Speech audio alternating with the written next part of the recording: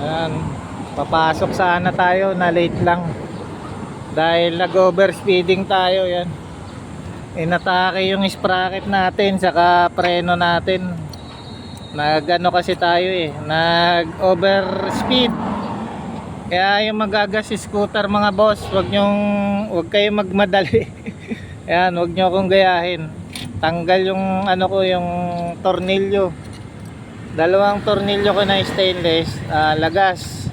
Tapos yung preno ko umipit.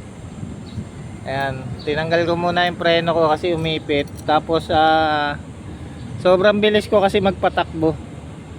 Sa mga siguro inabot siguro ako ng mga hindi ko lang sinasabay ako kasi yung mga motor nagmamadali ako pumasok. Kaya ayan dalawang tornilyo ko putol. Kaya sa mga nagagas scooter ingat lang, wag naman sobrang bilis pala. Mga takbong lang 30 o 40 okay na. Mag-exit kasi ako siguro mga 60 yung takbo ko.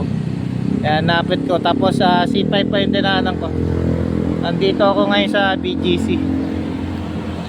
Ayan, Abala, Bulilyaso.